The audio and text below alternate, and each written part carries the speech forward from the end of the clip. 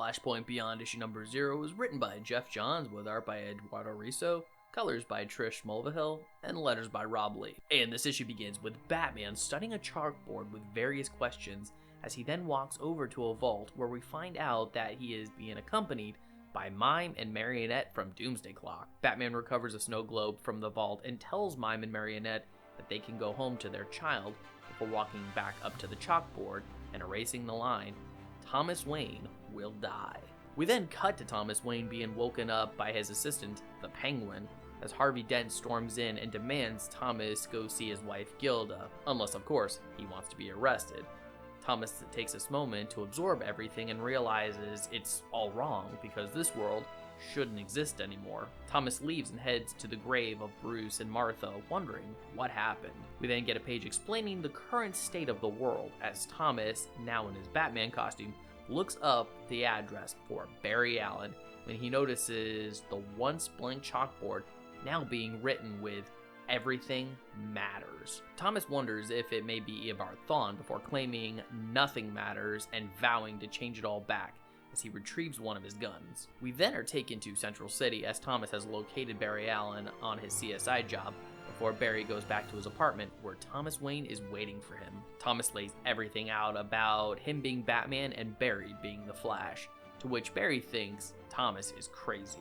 Thomas then leaps and injects Barry with a sedative, knocking him out, of which Barry later awakens sometime, finding himself strapped to a chair as Thomas attempts to recreate the experiment that created the Flash. However, it all goes wrong as a spear hits the chemicals, which means when the lightning strikes Barry, he's instantly fried. An explosion then occurs as Thomas heads down to see it was Harvey Dent's car, in which Harvey is dead and his son is trapped. Thomas saves the boy before catching up with Dent's killer, who turns out to be working for Aquaman, as he also reveals that Aquaman seemed to be aware of the Flash and past events. He then tells Thomas that he'll leave Aquaman to work for him, but as Thomas hears that the guy just likes to kill, even children, Thomas has a flashback to Bruce's death and smashes the guy's head into the wall till he dies. Thomas then returns to follow up with the Dent boy and asks where he will go, when we cut to Arkham Asylum with Gilda being told that her son will stay with Thomas Wayne, of which Gilda demands to speak with Thomas. We also get to see Roger Hayden, aka Psycho Pirate, as he obsessively says everything is wrong and that Bruce should be Batman. The issue then begins to wrap up with us going back to Bruce Wayne Batman as he's having a discussion with Corky Baxter, who's telling Batman that there will be consequences to what he's doing and that Dr. Hunter, aka Rip Hunter, will reestablish the Time Hunters and rewrite his history once he learns what Batman is planning.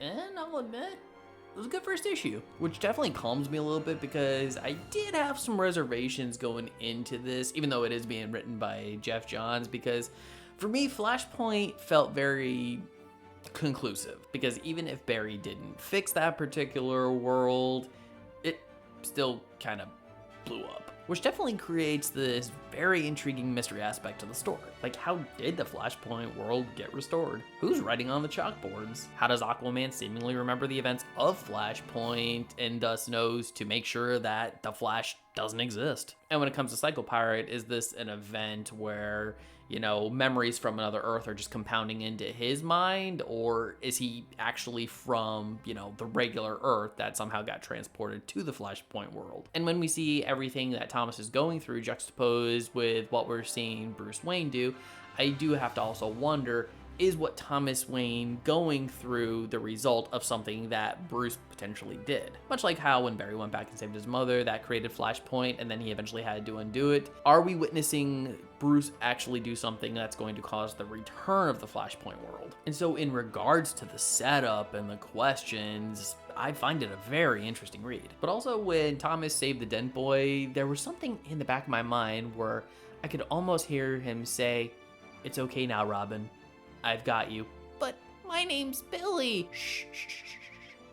It's okay now, Robin." When it comes to the art, I think it was well done. Like, I'll admit, I kind of wish Andy Kubert had come back, you know, because he did the original Flashpoint alongside Geoff Johns, and it would have been cool to kind of get the band back together. Plus, when I read sequel series, I do like maybe just a little bit consistency. But for what we got, it's pretty good, albeit a couple of panels were You know, like Thomas's face looked a little weird. I guess Barry's kind of did too. But where this book really excels in the art department are the scenes where Barry gets fried and Thomas just smashes the dude's face into the wall, because these scenes were quite visceral and gruesome.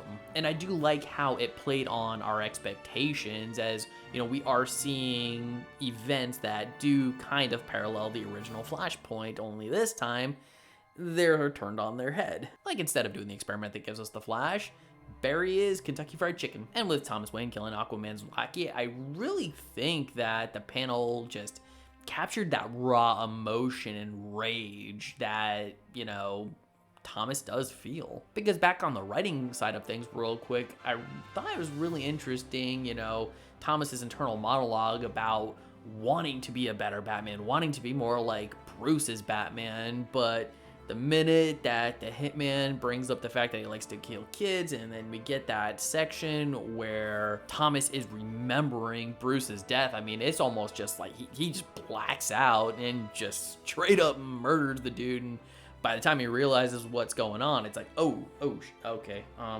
yeah. Which of course is followed up by him telling himself, wait, no, nothing matters, because at the very core of it all, as long as he succeeds in reestablishing the previous world where Bruce Wayne is Batman and such, it doesn't really matter how many bodies are along the way. Oh, and also shout out to the fact that we got both the 1989 Batmobile as well as the Ben Affleck Snyderverse Batmobile on the final page. And so, yeah, good setup.